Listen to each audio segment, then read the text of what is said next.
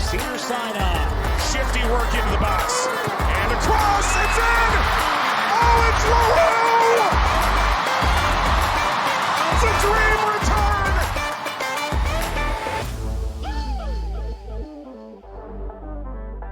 Welcome to Casual FC, an Angel City preview pod. But today, we're your soccer terms class. I'm your host, Angela Morales, with the ever IT technical man, my co-host, Mario Salazar. And today, our two special guests, the actual and infamous Angel City chicks, Nina and Amanda. Pam, pam, pam, pam. What's up, Angel City? We are so excited to be here today to do this epic cross pod with you both. I cannot wait to get into this. I feel like I'm going to probably end up learning a lot along with all of our listeners as well. Nina's always teaching me about all things soccer, so this is going to be a lot of fun. That's right. We're crossing it over, having fun, teaching a master intro class here with our other favorite podcasters, of course. Thanks for having us. Oh, yeah. Thank you. To have you. So glad to have you guys. And yeah, thank you for joining us. This is going to be a great little soccer explainer. As if you've been following us on socials, we've been throwing out little, like, you know, I have the Chris Pratt meme from like Parks and Rec, where it's like, I'm too afraid to add now.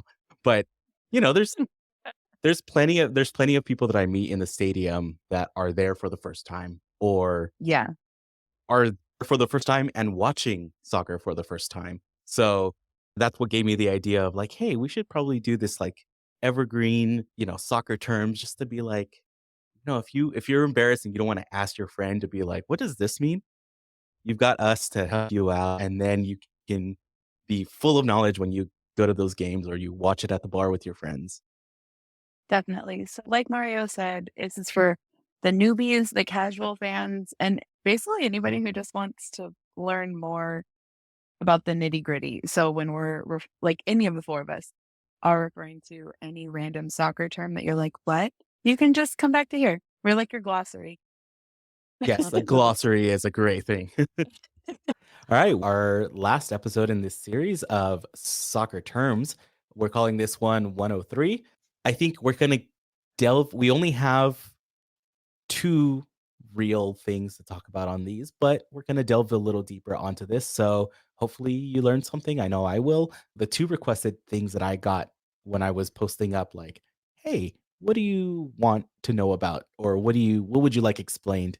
The two things I got were offsides, which we did in the last episode, and VAR, which most of this episode will be, but we'll get to that eventually. First, you might have heard some terms about players and their numbers on the field that don't necessarily match up the number that they have. Nina, please enlighten us on all of that. Please, Nina. Nerd out. All right. This is the thing, honestly, I'm so excited because this is the thing I've never known when they're like, oh, he's playing a number 6, or oh, he's an 8. I'm like, no, I don't understand, Nina. Make it make sense. I will make it make sense for you, and we're going to boil it down to back in the day. Oh my God.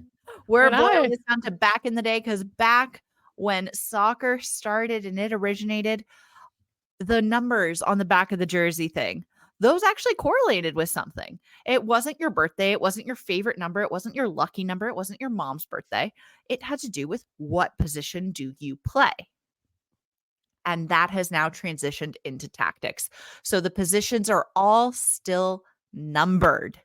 Where you stand on the pitch, what your role is, has a number to it. Your goalkeeper is number 1. They are in the back, and you build out from there. The number 2 and number 3 position are going to be your outside backs, the right and left.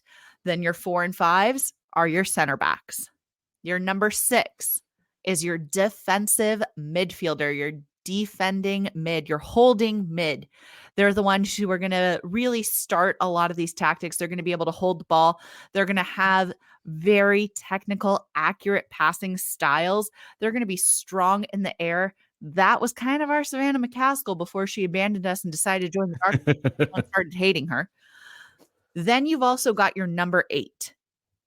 And yeah, you're like, Nina, that's not how you count. 1, 2, 3, 4, 5, 6, 8. Yeah, I know.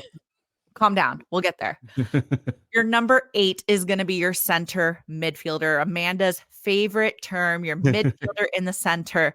The center mid is going to be able to really run, them and your wing backs, your outside backs, your 2 and 3. They're doing a lot of distance running. They're going to be able to also play the ball out the same way your defensive mid would, but they're also going to be more of your playmaker. Now, going backwards in numbers, you've got your 7 and 11. These are going to be the wingers that press up outside of those center backs. They're working front. They're going to provide that flank service. Think about Jasmine Spencer. Think about how she would always run down the side, incredibly fit, could run for days, very strong in her 1v1 abilities, and good long-range service. Also think Allie Riley, all those people who are crossing it in a lot. A lot of the times we know they were playing in the back, and that's where the tactics come in. But now let's talk about 2 really big numbers that you hear a lot. The number 10 position and the number 9 position. Your 10 is going to be your attacking center midfielder. Their ability to finish is unprecedented. They put the ball in the back of the net. They create those final third opportunities. Nina, the game is set into 2 halves. What are you talking about thirds? Yeah, I know. Got that 18-yard box, that penalty area that Panda was talking about. The penalty area is considered that final third. So your 10 is the one who is going to be able to make all of those plays and finish through that final third. And then your number 9 player. That person is the player with the ability to play the ball with their back to the goal. They're incredibly creative. They are the one that's going to receive it and play it off to the 10. They can also finish on their own, but they're going to be able to hold a little bit up at the top. All right. Did that resonate with you? I think I got it. When you're done with all this, I have a question for you both. So just keep going. So this is the first time that I've heard someone explain the numbers starting from the back, which is really interesting. Is this why when you hear formations, you hear them as like the 4-3-3 or the 3-3 or the 4-2-3 or so yes 4-2-3-2? and no. Yeah. Let's talk tactics, because what you're looking at, we've talked about parking the bus. And when we said parking the bus, we're saying like you got 7 in the back. Ignore the keeper in these situations. When we're talking about formations, we kind of ignore the fact that the keeper is there. The keeper stays where the keeper goes. Like the keeper doesn't play around the field. You can't have more than one keeper. It doesn't matter. They're always a 1. So a 4-3-3 would be 4 defenders, 3 midfielders, and 3 attackers. A 4-4-2 would be 4 defenders, 4 midfielders, 2 attackers. So you always build defense up. Now, the roles that these position and these numbered positions play changes based on your tactic. So if you're going to play a 4-4-2, the number 6 role does change a little bit. The number 10 role changes a little bit because you only got 2 at the top. When you play it 3 at the top, that's when you're going to look for that attacking midfielder to really push up and be more of a playmaker. Does that follow? Yes. I'm guessing, though, the numbers that you're assigning to these players is all based off of a very common 4-3-3. Is that correct to say? Yeah, the 4-3-3 and the 4-4-2 are probably the most common playing styles. Now, as you get more intricate, you're going to come up with people using these numbering systems to, designate whether someone's position is more attacking or more defensive. So, for example, when we say 4-4-2, really you're looking for those 2 in the midfield to really be runners on the wings. They're going to be going all the way up, all the way back. They're going to be playing end line to end line. Whereas in a 4-3-3, it's a more defensive tactic. You're not necessarily pushing up as much because you're relying on those 3 attackers to maintain a high front. Got it. Yeah, got Okay. it. All right. All right. I'll let you continue.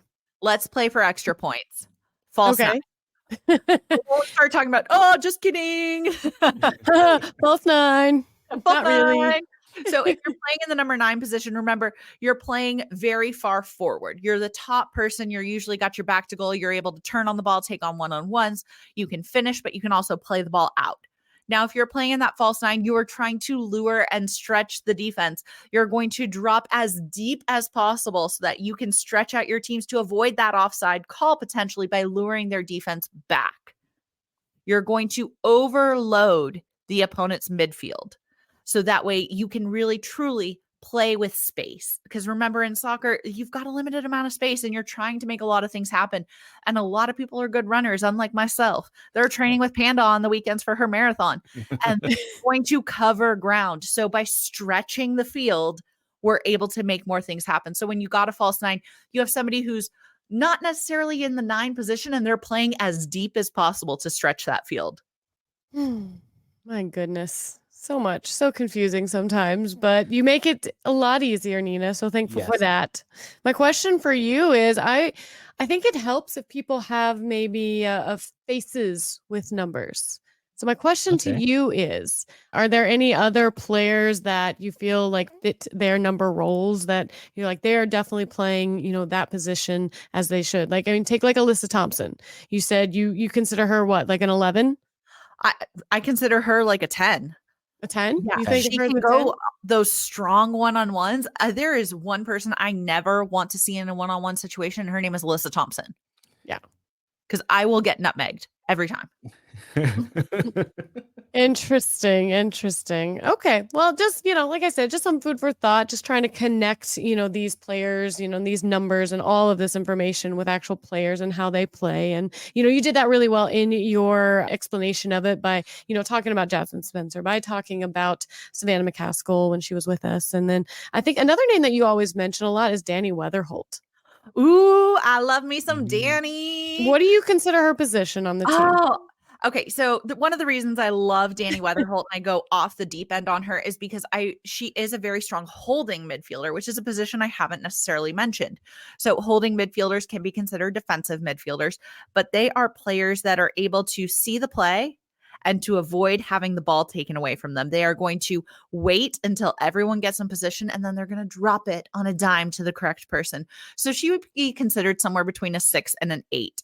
A lot of the times the defensive and the center midfielder will switch off a little bit.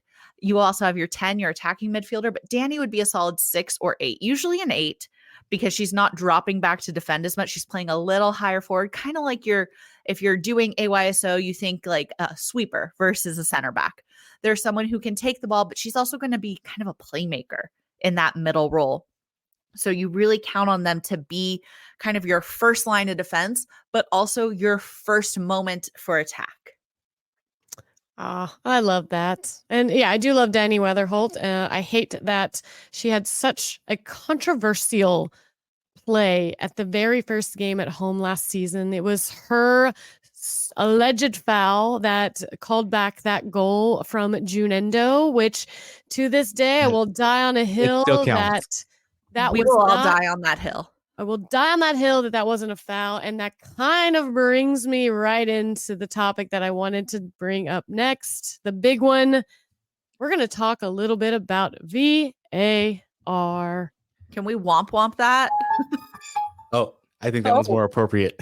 Got my horror button all ready to go because, sure, we've all loved when it goes our way, but man, when it doesn't, we're like, what's the point? What's going on? Why do we even have this? Is it even worth it? We have so many questions that go on when we talk about VAR. And VAR, before we get into it, stands for Virtual Assistant Referee. It is basically all this technology grouped into one that is able to help the officials out there. It's basically the fifth official for the games that is able to look at all the camera angles, all the different scenarios, everything that's going on, goal line technology, lines they're drawing, everything to make the best possible play that they can to hopefully make the game as fair as possible.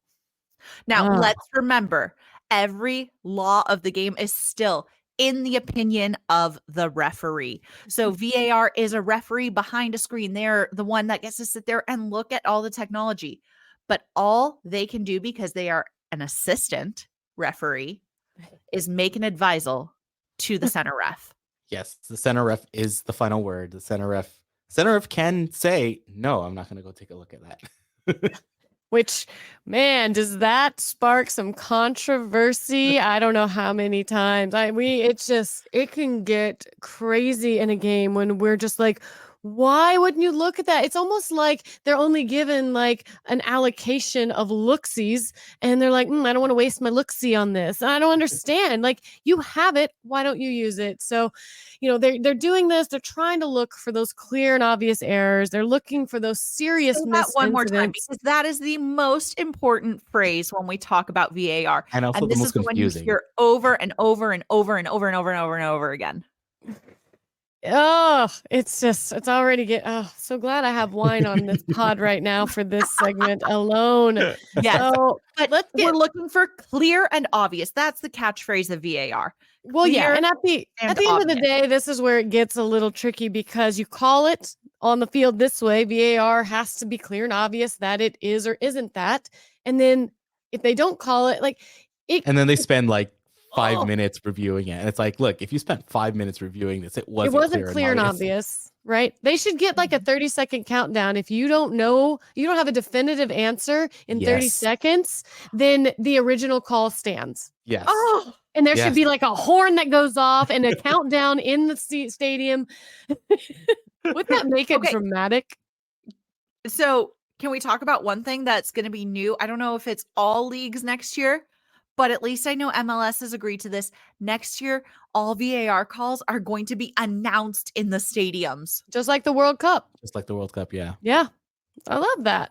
Honestly, and you know what else they should do? I mean, before we get into it, they should have all referees have to answer for their controversial calls. I want to hear your explanation. I want you to defend your reason. If it was that's the hill you died on, I want to hear it. Okay, but we have a loophole as referees. And we're going to tangent for a second. As I love. Did you call him up before this and chat I with did. him? I called all the referees in the world. Are and you in a we group all have chat this- with referees? I do. She's on the It's called pro ref. It's called Most Hated People in America. We all would like you to know that your opinion still doesn't matter. We don't owe you an explanation because it doesn't matter. Because it's in the opinion of the referee.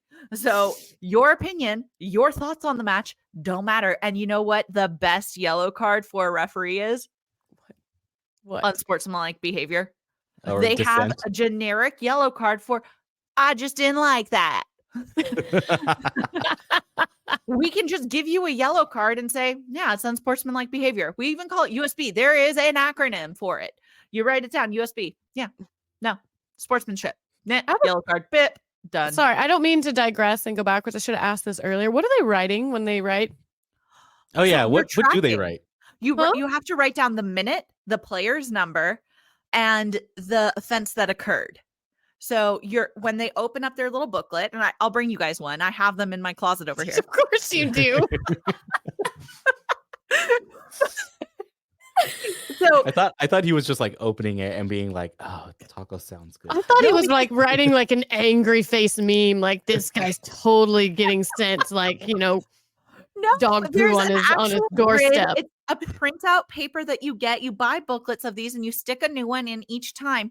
And you're tracking. So at the top, it's actually a really cool sheet of paper. Mario, I'll give you the graphic. We will post this so that way everyone can see what's inside the referee's little booklet because it's actually really cool. You write down the date, the time the game started, because sometimes your watch will die and you don't have a stopwatch. So you need to know the exact actual time that something starts. You write who kicked off. So you know who's supposed to kick off in the second half.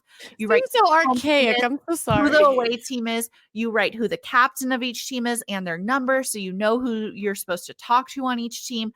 And then if there's goals scored or if there's a foul that occurs, you write that down in your book. So you write down the number of the player who scores whenever there's a goal scored.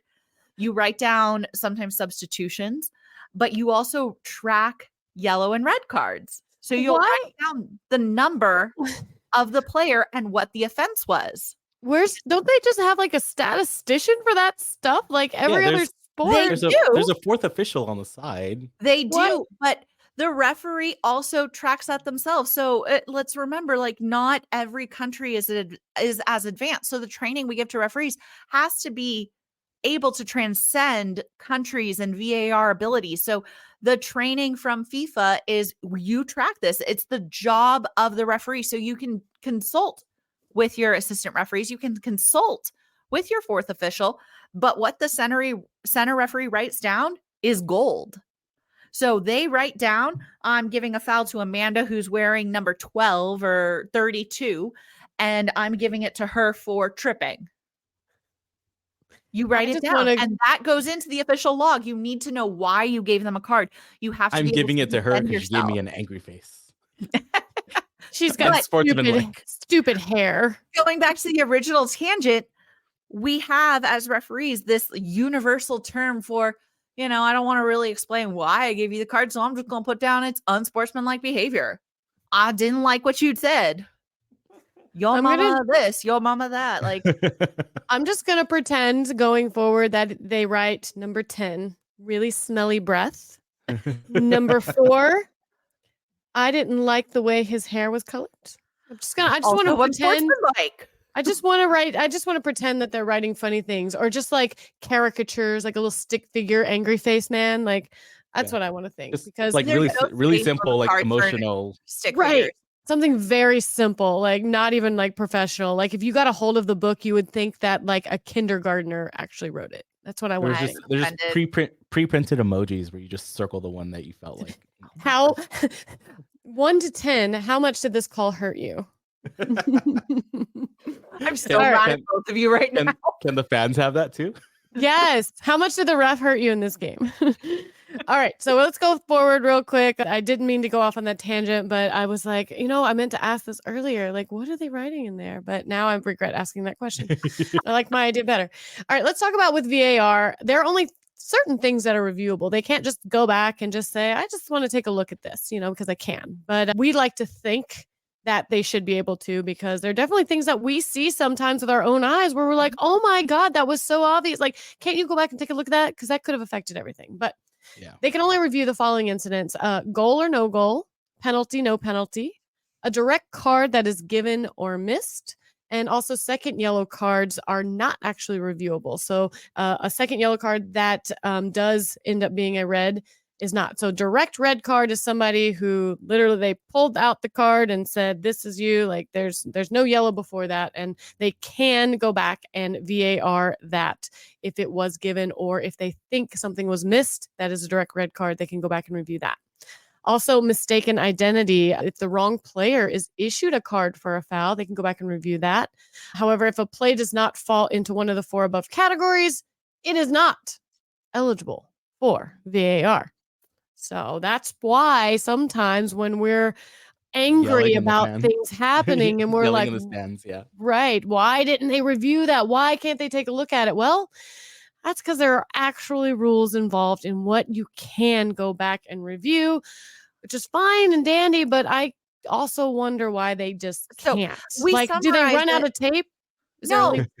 No, it is summarized in the fact that you only review things that could have a direct impact on the outcome of the game.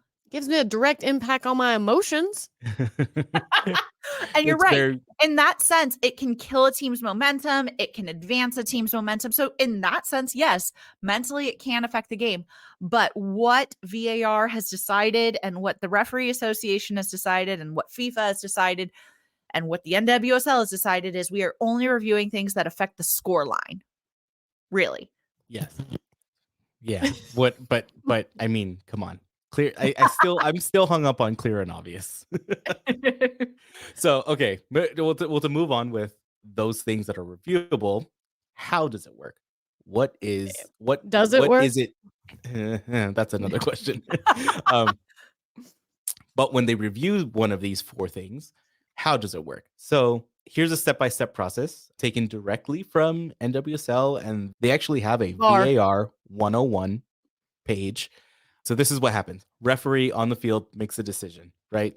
Gives a card, gives a goal, gives a penalty, whatever. VAR begins to check that incident or that occurrence of something, right? As soon as the goal is scored, just know every time a goal is scored, VAR is automatically checking that. If more time is needed, the VAR will, they're in their ear, they're in the center ref's ear and they'll be like, hey, we need a bit more time. So that's why you see the ref kind of delaying the start of the match, because once the match starts, you've basically lost your chance to VAR. Like you can't go backwards and say, oh, wait, it took us 10 minutes, but we figured it out.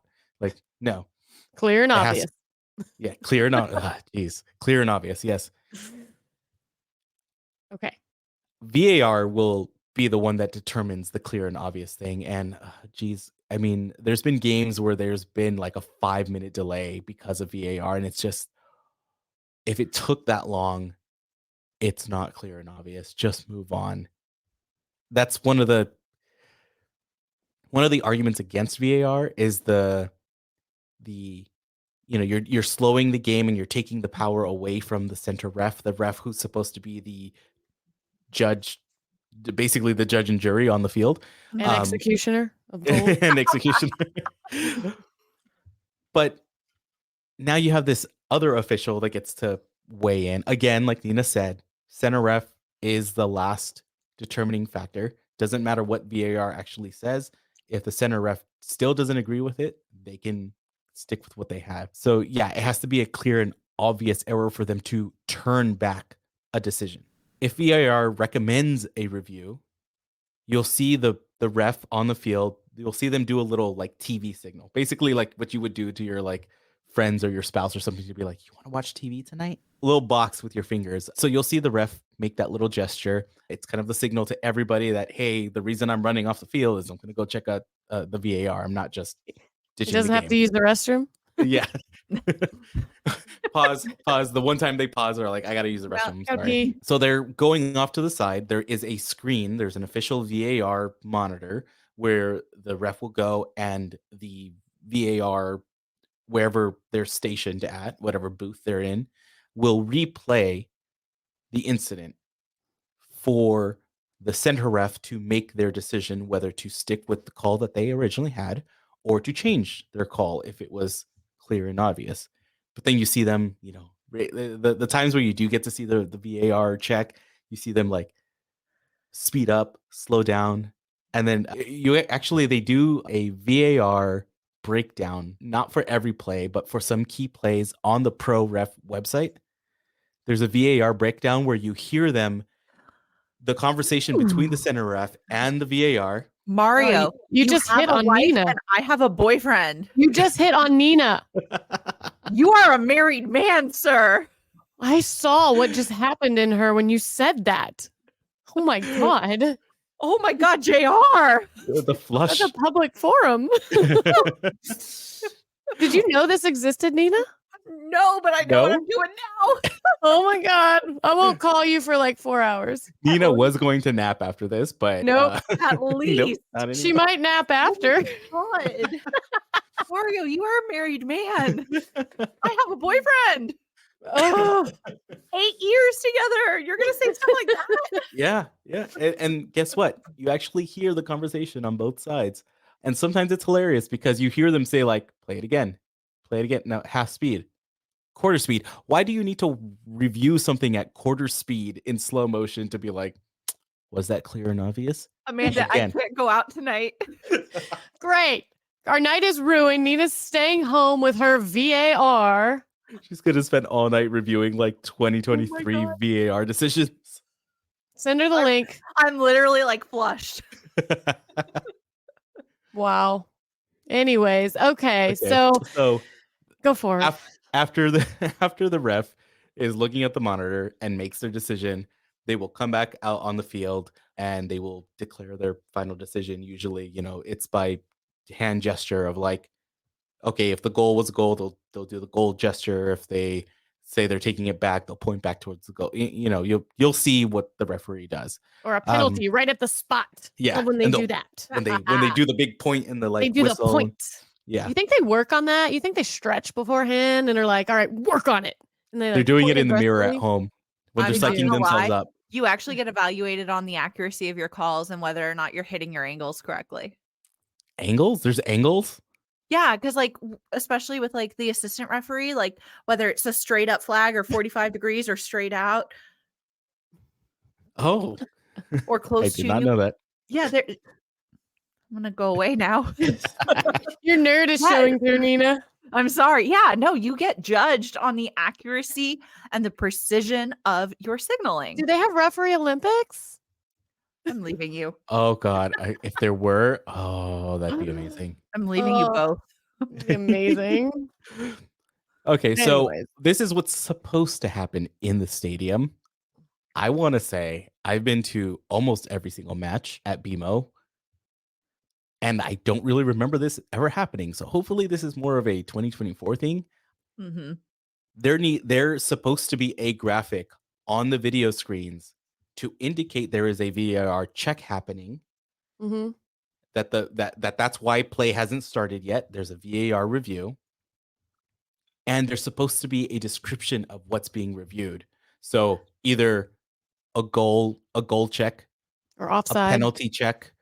Offside's not one Or- of the. Well, handball. no, the goal for offside. That's what I meant. Yeah, Like they're- checking they'll say- checking for offside. And Yeah. I will say, I've seen these graphics that says VAR review for possible offside, review for possible handball, review for possible. I've definitely seen those in like EPL and EPL, Prem. yeah, I've Yes. seen them in the Premier League. I have Yes. not. I can't remember a time. Maybe I've you actually guys just seen don't it in like the stadium. refereeing enough because I've seen them. Now, I'm what I do, Go ahead.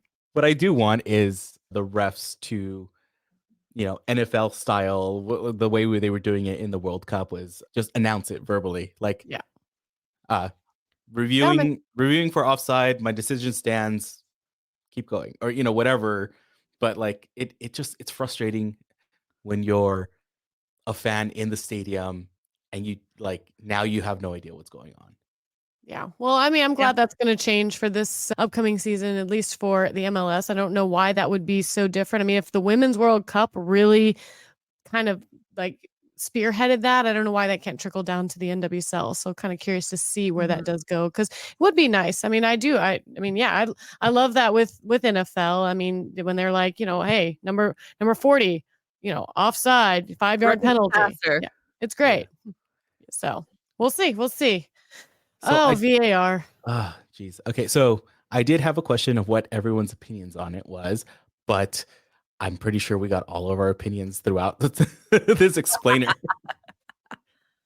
I mean, I think with anything out there, especially technology in general, when it works and it's good and it's advantageous to yourself, we love it. We couldn't live without it. We don't know how we lived our lives ever before it.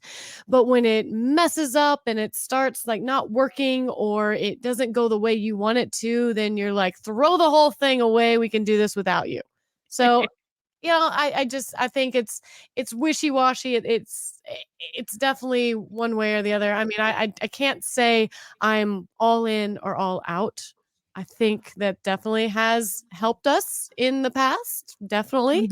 Do I see, where there definitely needs to be some improvements, where there need to be some tweaking of things? I mean, absolutely. But it is very new technology, and with anything that's new, it's ever evolving. And I feel like if going forward we continue to see improvements, we continue to see things getting better, then I think I'm okay with that at the end of the day. I will say that so I'm okay with VAR, like you said, when it's worked. There's been times where you just kind of question, why is it even there? Not that they got the call wrong or anything. It's just like it killed the game for so long. It's, it's one of the reasons why we don't stop the clock is to keep the flow of the game. Yet you kill this thing because you're trying to make a call on a play. Momentum. Momentum. That's a word of the day on these pods today. We're momentum. And so with all of that, there's a couple things that, if we're going to Americanize everything, right? If we're going to have to be like, this is soccer America and we do playoffs and we change rules for no reason. There's a couple things that I would say let's introduce, like a review clock, basically. Like if it's not clear and obvious within a set amount of time, like give them like a minute, right? If it's not a clear and obvious and you have to do this like 1/4 speed review of something and be like, no, it's not clear and obvious. You're being far too technical about what has happened, to the point where, yes, of course, if you're reviewing it at that slow of a speed, it will look different. But when you play it at regular speed, when you play it at how it happened, it has a completely different look and feel and outcome. So yeah, I would like to borrow something from Major League Baseball, which is how coaches have like they have like a review pass basically to say, I want you to Ooh. review something that Yeah. does not qualify as a VAR review because I think you guys got this wrong. And I do believe it's still this way in the MLB is if you review it and it goes your way, then you basically keep your little token, Yeah. right? Like And you then did their job for them, so you Ooh, should I be like penalized. this. yeah, but if you say, hey, that was totally a foul, a red card, I want you to review this, and they review it and they're like, yeah, no, it wasn't, then Lose you've it. lost your coach review, right? And basically saying like you get one of those like for the game. I like Like this a so lot. Well, I mean, that's what NFL does. NFL does that, but can they only do it on reviewable things? Is that the way they work? Yeah. There's only certain plays that are reviewable in baseball. So yes. with the MASL, the Indoor Soccer League, we just started this last season where each coach had a challenge flag and they could challenge something that was not typically like a reviewable thing. There are certain things they won't review, like common fouls and stuff like that, but there are things that they can go back and review, and like the way a ball was restarted, like if they didn't think it was correct, they could go back and look at that and determine if it was. But the problem with the way they do it is you challenge, you lose it. So you have to be technical, and it doesn't matter if they won the challenge or not, they still lose it. So if you challenge something early on and then a big play comes up later that you're like, oh man. Yeah, but I don't think they should be penalized for challenging something and getting it right. I feel like we just did your job for you. I don't think you should be penalized for that. But I do like that. I would love to see maybe that creep into the soccer world. That could be very interesting. Yeah. I like it. I like the crossover. Hey, Nina, I have a question for you. Answer me this: if you Oh, I have are, plans tonight. Gonna be on the You- VAR website. if you are a midfielder, it doesn't matter if you're Center. it doesn't have to be defensive. It doesn't have to be, I don't know, any midfielder. I mean, it could probably be a forward too. But if they're wearing gloves, how attractive are they to you? Oh, 10 out of 10, especially if it's with short sleeves. Oh, Oh, Panda.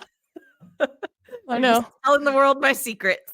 Yep. I feel like this was previously no knowledge that you were just like, I gotta say Oh, that. it I gotta- Nina has this thing where she is obsessed with basically field players, More not fans. goalies, field players that are running around in an environment where it's a little chilly. So they're still in their short sleeves and their shorts, and everything is good, but they have to wear gloves to be warm. All of a sudden, they become a 10 out of 10 for her, regardless of any other factor.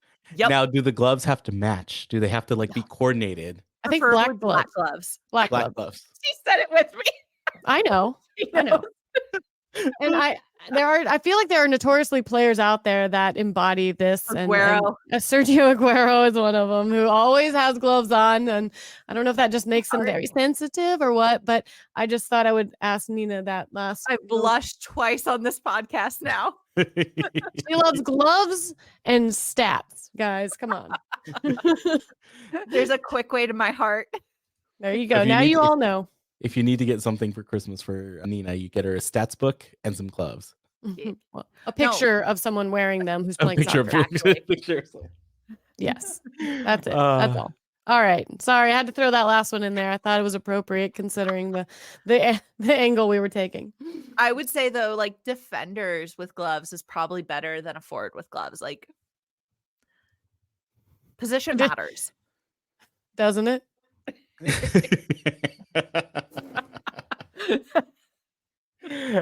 And with that, thank you for joining us on all of this. And if there's anything else you ever want us to explain, we will invite the Angel City Chicks back, especially We Nina, got to an give us to give us the breakdown, the laws of the game, because as our name implies, Angela and I are casuals. There's a lot of things we still need to learn.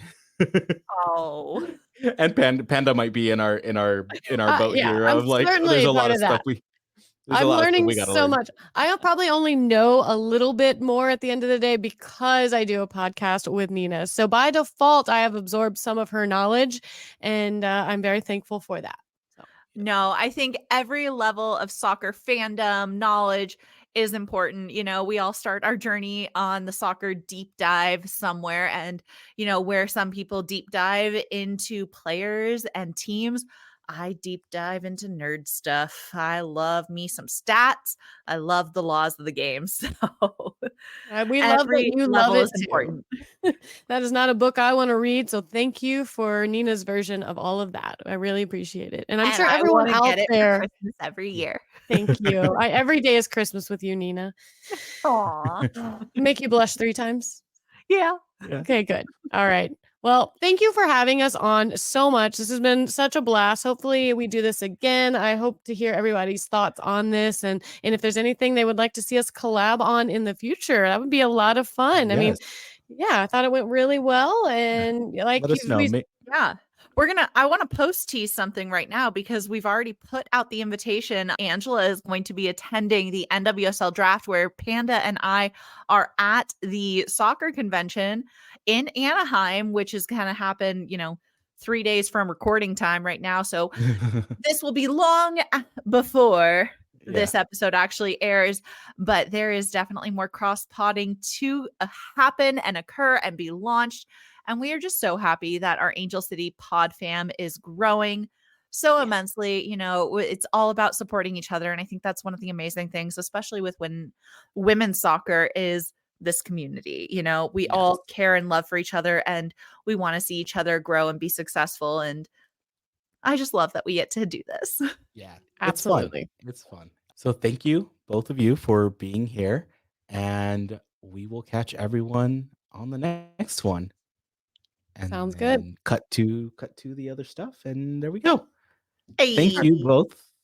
So if you've been listening to us this long, hopefully you like what you hear. So give us a follow, hit that subscribe button on Apple Podcasts, Google Podcasts, anywhere you find your favorite podcast streams. Check out casualfc.com and it will give you everything. We like to say that I've just checked box every single thing that was on there. So there's places where you can get the podcast that I don't even know it actually is. Follow us on our socials on Instagram, Twitter, Threads, TikTok at CasualFCPod. And also follow the Angel City Chicks. That's right. At Angel City Chicks on all those platforms as well, primarily Instagram. Find us on YouTube, Apple Podcasts, or wherever you subscribe. Angel City Chicks, also angelcitychicks.com. There you go. And don't forget to subscribe on YouTube so you get the alerts when we go live because we like to be a little unhinged and just hit live and see what happens. And sometimes you get chaos, sometimes you get magic, you never know. So definitely subscribe to that. Yes, the Angel City Chicks do have a live YouTube show. We have our little pre-recorded. We don't like showing our faces, but the lovely Nina and Panda are on YouTube. And, join one of their lives, interact with them, chat with them. They respond to things and love hearing feedback. So please go check them out, hit the subscribe button. And while you're there, go over to Casual FC and subscribe. You're probably listening to our podcast somewhere else, but just tell Google you like us. Do me a favor and tell a friend about the pod. Tell a friend about each one of these pods. It brings good luck to the team, and we will push that good luck onto 2024 and make sure we try to conquer Gotham FC or US Women's National Team FC. And also, if you feel so inclined, help support the pod by buying us a coffee. Check out our link on our socials or buymeacoffee.com/casualfcpod. By buying me a coffee, it's basically, it's like a Patreon, but we don't have enough content for your Patreon. So just buy us a coffee. Or check out shop.casualfc.com for merch because we have stupid ideas that come up all the time. Amazing ideas. Is there a buymeawine.com/Angel City Chicks out there? No, but now You can make it. Yeah. Oh, Tina. Sorry, I'm sleeping on this apparently. She's already on it, guys. Don't worry. Typing. So with all of that, thank you and catch you on the next pod, everyone. Bye. Bye. Bye.